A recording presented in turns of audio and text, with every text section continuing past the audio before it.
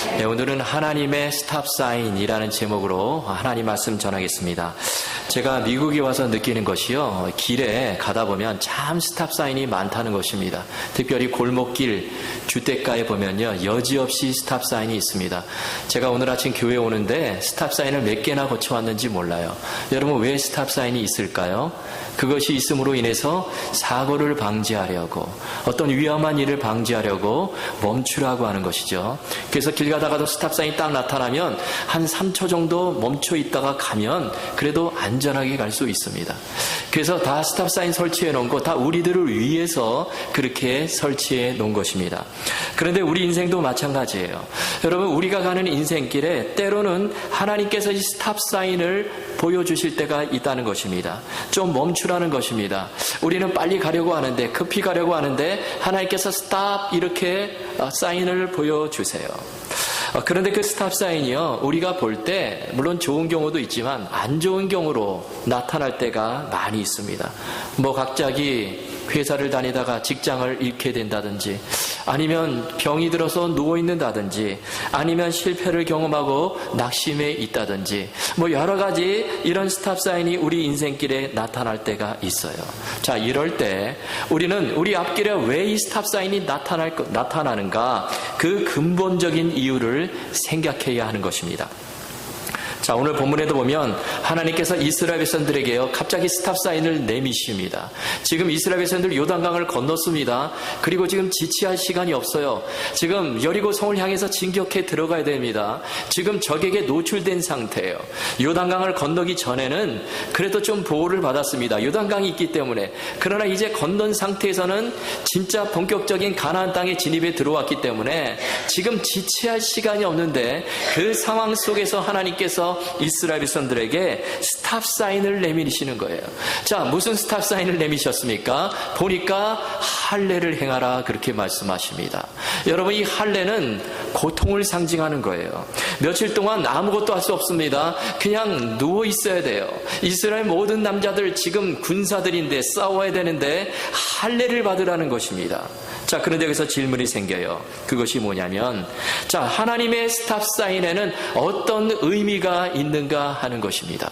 우리가 이 의미를 잘 캐치하고 우리가 이 의미를 정말 되새기고 그렇게 나아갈 때, 우리 앞에 스탑 사인이 나타날 때도요, 고통이 나타날 때도 그것을 이기고 승리하며 나아갈 수 있다는 것입니다. 자, 이미 말씀드린 것처럼 스탑 사인, 좋은 경우로 나타날 수도 있지만, 그러나 많은 경우에는 고통으로 나타나게 되는 것입니다. 그러나 거기에는 놀라운 영적인 하나님의 메시지, 그 영적인 의미가 담겨져 있습니다. 자, 오늘 본문에 보면요, 요단강을 건너 이제 여리고성을 향해 진격해 들어가는 그 이스라엘 백성들에게 할례를 받으라 말씀하십니다. 자, 여러분, 이 할례가 무엇일까요? 자, 겉으로 볼 때는 이 할례는 남성의 생식기 표피를 잘라내는 것입니다. 이 고통이에요. 자, 여러분, 2절 말씀 보시면 이렇게 되어 있습니다. 그때에 여호와께서 여호수아에게 이르되 너는 부싯돌로 칼을 만들어 이스라엘 자손들에게 다시 할례를 행하라 하시매.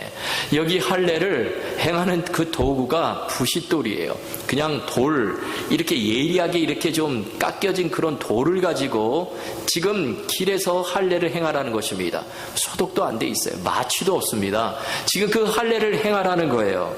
여러분, 이렇게 할례를 받으면 얼마나 아프겠습니까? 이 정말 최소한 한 일주일은 누워 있어야 되는 거예요.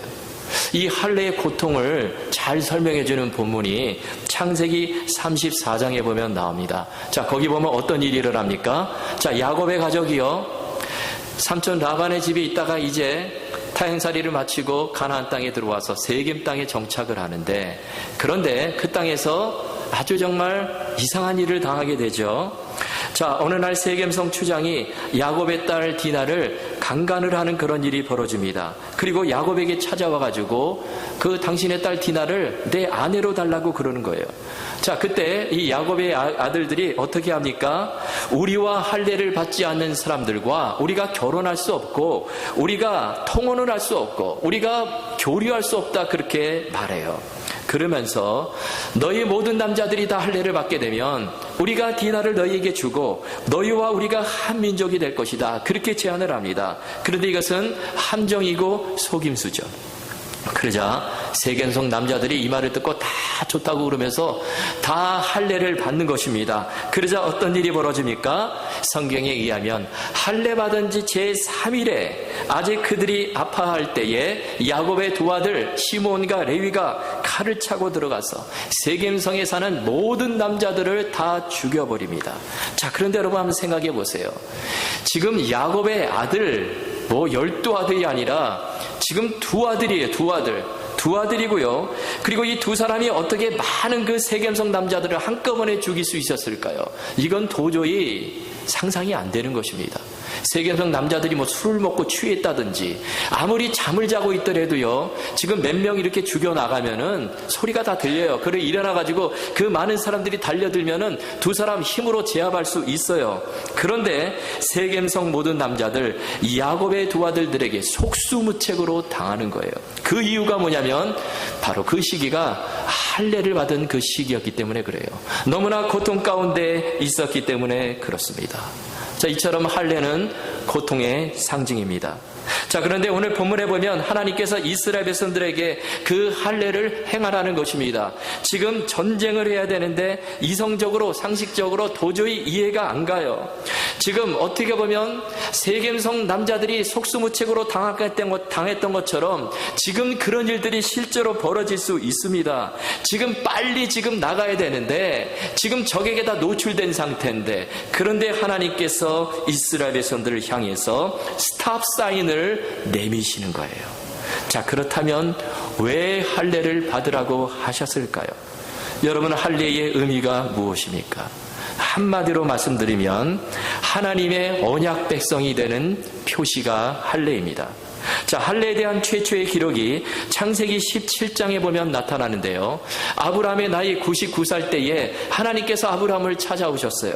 그러면서 너와 내게 속한 모든 남자는 다 할례를 받으라, 그렇게 말씀하십니다. 그러면서 이 할례의 영적인 의미를 말씀해 주세요.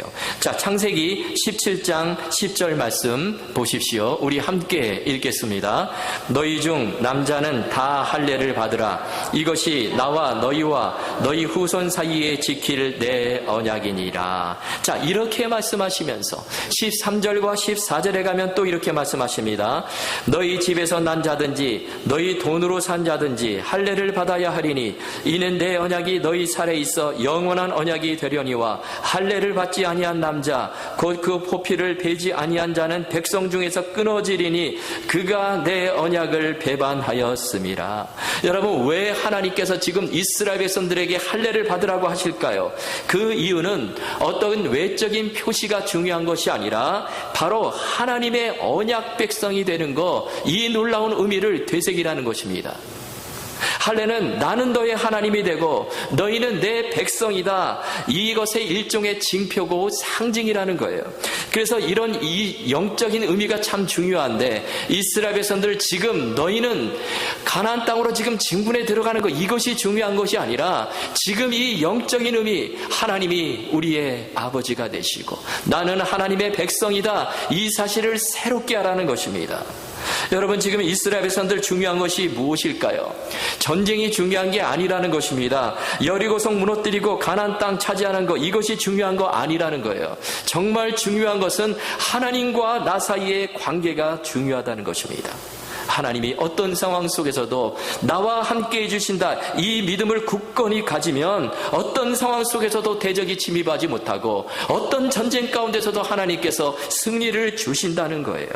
지금 하나님께서 이스라엘 백성들에게 요단강을 건너서 막 신나가지고 지금 진격해 들어가려고 하는 그 이스라엘 백성들에게 할례를 행하라, 스탑 사인을 내 보여주시면서 이 놀라운 의미를 하나님께서 깨우쳐 주시는 것입니다. 이 말씀을 우리에게 어떻게 적용할 수 있을까요? 여러분, 하나님은 우리가 가는 인생길에도 때로는 스탑 사인을 주세요. 한참 잘 나가고 있는데 스탑 사인이 나타납니다. 멈춰야 돼요. 그리고 그것이 고통으로 나타납니다. 실패로 나타날 수 있고, 문제로 나타날 수 있고, 또 내 앞길을 가로막는 장애물로 나타날 수 있습니다. 겉으로 볼 때는 고통이고 아픔이에요. 그러나 거기에는 하나님의 놀라운 뜻이 있다는 것입니다. 모든 사건들이 다 그래요. 여러분, 그래서요, 여러분, 이 메시지는 구약시대나 오늘이나 똑같아요. 동일합니다. 우리 앞에 스탑 사인이 나타났을 때 우리가 그것을 어떻게 받아들여야 되는가? 우리가 그 가운데서 어떤 하나님의 음성을 들어야 됩니까? 다른 음성을 듣는 것이 아니라 너는 내 사랑하는 자녀다.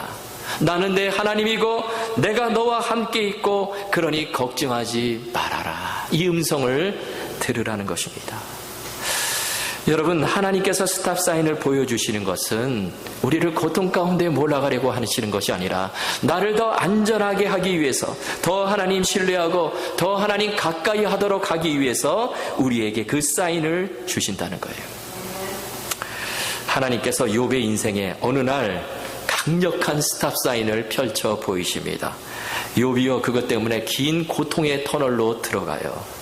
그런데 그 가운데서 욥이 얻은 소중한 것이 있습니다. 그것이 무엇일까요? 욥기 42장 5절 말씀을 보십시오. 내가 주께 대하여 귀로 듣기만 하였사오나 이제는 눈으로 주를 배움나이다. 욥이요, 하나님의 스탑사인 만나기 전에 정말 잘 나갈 때, 여러분 욥기 1장을 보시면요, 욥이 얼마나 잘 나가는 사람인지 몰라요.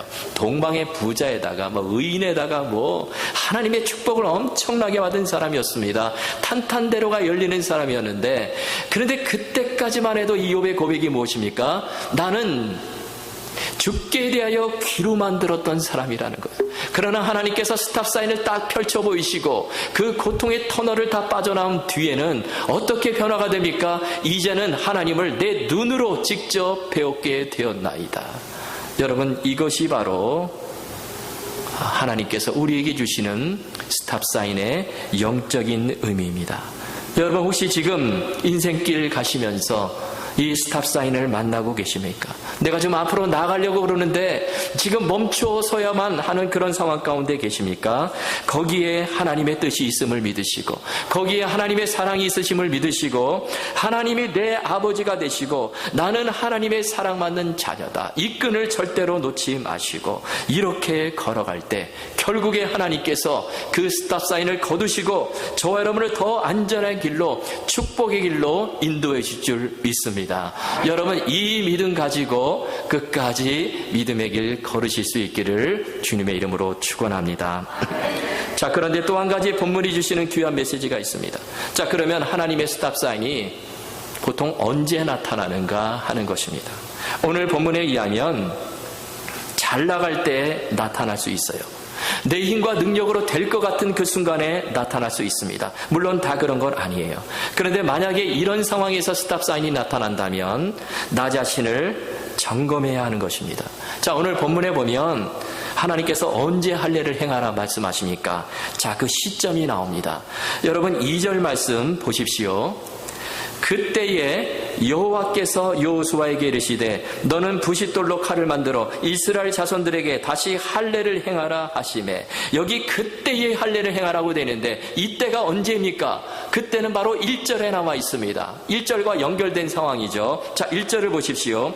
요단 서쪽의 아모리 사람의 모든 왕들과 해변의 가나안 사람들의 모든 왕들이 여호와께서 요단물을 이스라엘 자손들 앞에 말리시고 우리를 건너게 하셨음을 듣고 마음이 녹았고 이스라엘 자손들 때문에 정신을 잃었더라. 바로 이때가 언제입니까?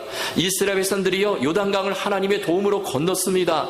그리고 이제 막 가나안 땅에 들어오고 막 진군하려고 하는데 그 소문이 가나안 땅 전체 다 퍼져버렸어요. 그래가지고 가나안 땅 왕들이요, 그리고 그 땅의 거민들이 총격을 받은 것입니다. 큰일 났다. 저 사람들은 우리가 당해낼 수가 없어. 저 사람들은 하나님의 힘으로 지금 이렇게 오는데 우리가 어떻게 하는가? 그러면서 두려움과 충격 가운데 빠져 있었다는 것입니다. 여러분, 전쟁은 사기가 참 중요해요. 사기가 충천하면 아무리 힘들어도 목숨 걸고 용감히 싸울 수 있습니다. 그러나 사기가 떨어져 버리면 두려움에 사로잡히게 되고 아무것도 할 수 없어요. 요즘요, 이 미국과 북한이 보이지 않는 전쟁을 벌이고 있습니다. 여러분, 그 무슨 전쟁일까요? 말폭탄 전쟁이에요. 말폭탄. 얼마나 이 무서운 말들이 오가는지 몰라요. 여러분 아시다시피 며칠 전에 유엔 총회에서 미국의 트럼프 대통령이요, 이 북한을 향해서 최고 수준의 말폭탄을 던졌습니다. 그것이 무엇입니까? 미국이 자신과 동맹을 방어해야 될 그런 순간이 온다면 북한을 완전히 파괴할 것이다. 예전에는 이런 수준만 쓰지를 않았어요. 근데 이제는 북한을 완전히 지도상에서 없애버리겠다는 그런 최고의 말폭탄을 던졌습니다. 그러자 이에 질서라 북한의 김정은이요, 자신의 명의로 곧바로 성명을 발표합니다. 이때까지 보지 못하던 사상 최고의 초강경 대응 조치를 할 것이다. 그러면서 대사는요, 북한 외무상인가 하는 사람 수소폭탄을 태평양 상공에 날리겠다 막 그러면서 그래요. 그러면서 서로 계속해서 미치광이 어쩌고 저쩌고 그러면서 말폭탄을 주고받습니다. 그런데 제가요, 참 신기한 거, 재밌는 것이 이 북한이 이 미국에 대해서 막 위협하고 그 기사, 그 밑에 보니까 댓글이요, 수없이 달렸어요. 근데 이런 댓글이 있더라고요. 세계에서 북한이 입으로는 세계 최강이다. 입으로는 당할 나라가 없다는 거예요. 당할 나라가. 그만큼 이 말폭탄이 서로 왔다 갔다 했습니다. 여러분, 전쟁은 실제 싸우는 것도 중요하지만 이 심리전이 대단히 중요합니다. 이 심리전에서 밀려버리면 안 된다는 거예요. 지금 왜 핵을 가지려고 그럽니까? 사실 핵 사용하는 것보다 그 심리 때문에 그래요. 핵을 가지게 되면 무섭기 때문에. 그래서 여러분, 전쟁에서 이 심리전이 중요한데 지금 심리전에서 밀리지 않으려고 서로 세게 나오는 거예요. 근데 너무 세게 나와가지고 지금 마치 열차 두 대가 서로 마주보고 달리듯이 지금 그런 상황에 있다는 것입니다. 그런데 지금 본문의 상황은 달라요. 이미 한쪽에 사기가 완전히 꺾여버렸습니다. 가나안 왕들과 가나안 백성들이요, 완전히 지금 두려움과 충격 가운데 빠져 있어요. 큰일 났다, 지금 그런 것입니다. 여러분, 이때 이스라엘 백성들 얼마나 좋은 기회인지 몰라요. 상황이 유리합니다. 이때는 멈춰 있을 때가 아니에요. 곧바로 지금 들어가야 돼요. 여리고성 향해서 나아가야 되는 것입니다. 그런데 그때에 2절에 보니까 바로 그때에 하나님께서 이스라엘 백성들에게 할례를 받으라 말씀하시는 거예요. 자, 그러면 왜 이처럼 중요한 시기에 하나님께서 이 스탑사인을 내보여주시는 것일까요? 그 이유는 한 가지입니다. 그것이 무엇입니까? 나를 의지하지 말고, 내 힘과 능력 의지하지 말고, 상황을 의지하지 말고 하나님만 의지하며 나가라는 것입니다. 우리는 때로는 내 힘과 능력 의지할 때가 있어요. 내가 가진 것 의지할 때가 있습니다. 하나님 없이도 될 것 같아요. 기도 안 해도 될 것 같습니다. 그러나 그게 아니라는 거예요. 하나님께서 바로 그때 스탑사인을 꺼내들 수 있다는 것입니다. 여러분, 사사기에 보면 기드온이 미디안 연합군대와 싸우는데요, 처음에 기드온이 군대를 모집할 때 많은 군대가 모여들었어요, 자원에서. 그런데 하나님께서 뭐라고 그러십니까? 그것도 일종의 스탑사인이에요. 줄이라는 거예요. 지금 미디안 군대는 어마어마합니다. 그런데 스탑사인을 내보이시니까 기드온이 줄여요. 그래가지고 300명밖에 안 남았어요. 300명 갖고 싸우는 것입니다. 왜 이렇게 줄이라고 하셨을까요? 바로 거기에서 내 힘과 능력으로 싸우는 것이 아니라 하나님의 능력으로 싸우라는 것이죠. 여러분, 마찬가지입니다. 오늘 본문의 상황 너무나 좋은 기회예요. 그냥 들어가면 다 이길 것 같습니다. 지금 가나안 백성들 다 두려움과 충격 가운데 있는데 지금 너무나 쉬운 상황이에요. 그런데 하나님은 그런 이스라엘 백성들에게 할례를 행하심으로 그들의 힘과 능력을 다 빼버리시는 것입니다. 아무것도 할 수 없게 만들어 버리셨어요. 여러분, 남자들 지금 할례 받아서 다 지금 고통 가운데 있는데 무슨 전쟁을 할 수 있겠습니까? 그런데요, 놀라운 일이 벌어집니다. 오늘 본문 다 읽지는 않았지만 이어지는 말씀에 보면 13절 이하에 보면요, 하나님의 군대 장관이 길에 나타나요. 여호수아가 군대 장관과 길에서 딱 마주칩니다. 그러자 여호수아가 뭐라고 그럽니까? 당신은 우리 편입니까? 아니면 적군의 편입니까? 물어요. 그러자 그 여호와의 군대 장관이 뭐라고 그럽니까? 나는 하나님의 군대 장관으로 이곳에 왔다. 그러면서 지금 내 발에서 신을 벗으라 말해요. 여러분, 왜 여호와의 군대 장관이 지금 이때에, 이 시기에 여호수아를 만나 주셨을까요? 그것은 이 전쟁은 너의 힘으로 하는 것이 아니라 하나님의 능력으로 한다는 것입니다. 너희가 지금 다 누워 있을지라도, 너희가 고통 가운데 있을지라도 걱정하지 말라는 거예요. 하나님 능력과 힘 의지하면 하나님께서 여리고성 무너뜨려 주시겠다는 것입니다. 여러분, 여리고성도 넘어지는 그 무너지는 장면 보면요, 사실 이스라엘 백성들 한 게 거의 없어요. 그냥 성만 주위 뺑뺑 돈 겁니다. 여러분, 누가 무너뜨려 주셨습니까? 바로 이 여호수아 앞에 나타났던 이 여호와의 군대 장관, 보이지 않는 그 하나님의 능력이 그 여리고성을 순식간에 무너뜨려 주신 것입니다. 이스라엘 백성들 하나님 말씀대로 할례를 행하고 내 힘과 능력 다 내려놓았더니 하나님만 의지하고 나갔더니 놀라운 일이 벌어지게 된 것입니다. 저는 이 사건이요, 오늘날에도 분명히 일어난다고 믿습니다.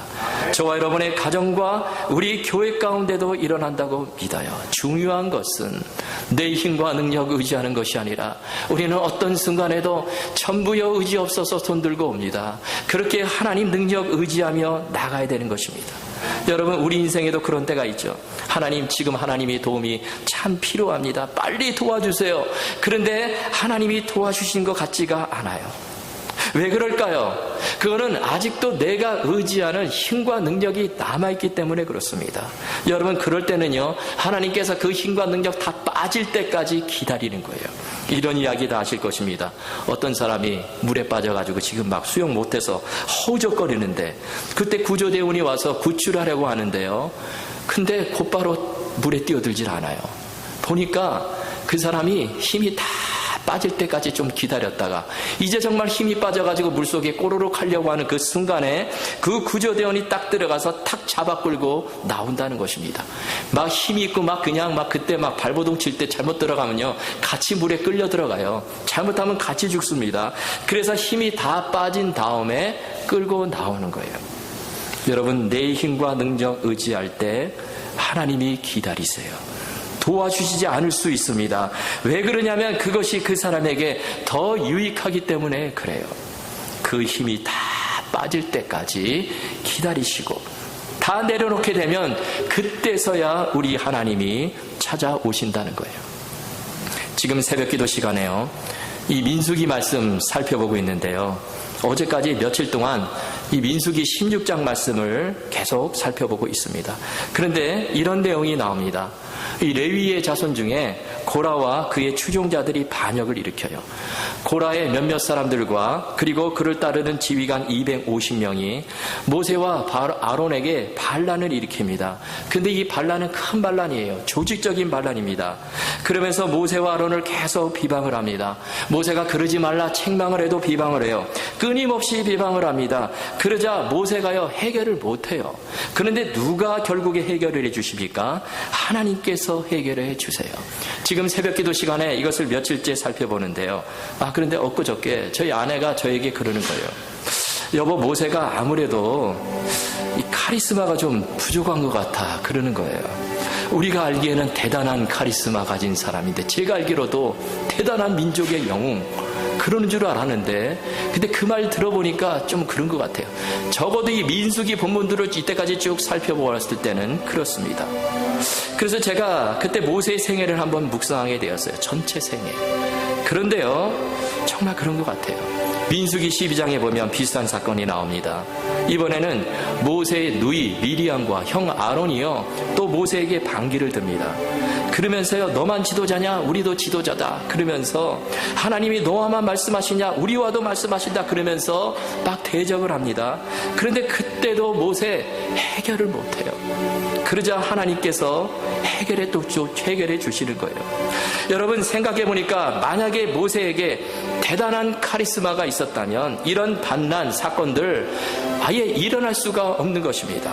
여러분, 애굽왕 바로와 같은 그런 절대적인 권력과 카리스마가 있었다면 그런 사건들이 일어나도 단번에 그냥 진압해 버리고요, 뭐 하나님 앞에 무릎 꿇을 필요도 없어요. 그냥 단번에 진압해 버리고, 아니 그런 반란 자체가 일어날 수가 없었다는 것입니다. 그런데 모세의 생애 보면 그렇지 않습니다. 이런 반란들이 수시로 일어나요. 그리고 이스라엘 백성들 끊임없이 원망과 불평을 합니다. 모세를 돌을 들여가 치려고 해요. 한두 번이 아닙니다. 이것은요, 모세가 대단한 카리스마를 가진 사람이 아니라 오히려 연약한 사람이었다는 뜻입니다. 그런데 중요한 것은 그런 상황들 가운데서 모세가 한 일이에요. 자, 무슨 일을 했습니까? 자신의 힘과 능력을 의지한 것이 아니라, 사실 모세는요, 의지할 힘과 능력도 없습니다. 그리고 그러한 것들이 있다고 해도 그것을 내려놓는 거예요. 모세는 하나님 앞에 나는 힘과 능력이 없습니다, 그것을 고백하고 하나님 앞에 엎드렸다는 것입니다. 자, 민수기 16장 3절을 보면 고라 일당이 이렇게 모세와 아론을 비방을 합니다. 그들이 모여서 모세와 아론을 거슬러 그들에게 이르되 너희 분수가 지나도다. 회중이 다 각각 거룩하고 여호와께서도 그들 중에 계시거늘 너희가 어찌하여 여호와의 총회 위에 스스로를 높이느냐, 이렇게 비난해요. 자, 그러자 이때 모세가 어떻게 행동을 합니까? 카리스마로 단번에 진압해버린 것이 아니라 이어지는 4절에 보면 모세가 듣고 엎드렸다가, 모세가 한 일 그냥 듣고 하나님 앞에 즉시 엎드렸다는 것입니다. 여러분, 이것이 모세예요. 이렇게 하니까 하나님께서 그 문제 해결해 주시고 결국에 모세를 가장 강력한 이스라엘의 지도자로 만들어 주시고 그 얘기를 다 열어주셨다는 것입니다. 여러분, 모세가 한 일은 내 힘과 능력 의지하는 것이 아니라 하나님만을 나의 도움으로 삼았어요. 끊임없이 하나님 앞에 엎드렸습니다. 이것이 바로 승리의 비결이라는 것입니다. 여러분, 하나님께서 왜 우리 인생길에 때로는 스탑사인을 주십니까? 마찬가지예요. 내 힘과 능력으로 될 것 같은 그 순간에 스탑사인이 나타나요. 왜 그렇습니까? 그 모든 것 다 내려놓고 정말 천부여 의지 없어서 손들고 옵니다. 하나님만을 나의 도움으로 삼으라고. 그리고 이것이 하나님의 백성이 가야 할 길을 알려주시기 위해서 우리 하나님께서 그 사인을 보여주시는 거예요. 말씀을 정리하겠습니다. 여러분, 하나님께서 우리에게 스타 사인을 보여주실 때 우리가 꼭 기억하실 거, 그 안에 숨겨진 영적인 메시지가 있습니다. 하나님이 내 아버지가 되시고 나와 영원토록 함께 하신다, 이 말씀 붙드시고, 그리고 내 힘과 능력을 의지하는 것이 아니라 오직 하나님만을 의지하시고 항상 하나님 앞에 엎드리셔서 정말 하나님의 능력으로 그 모든 어려움들 다 돌파하시고 정말 저와 여러분의 인생이 복되고 하나님이 주시는 그 귀한 승리가 저와 여러분의 가는 길에 계속해서 펼쳐지게 되실 수 있기를 주님의 이름으로 축원합니다.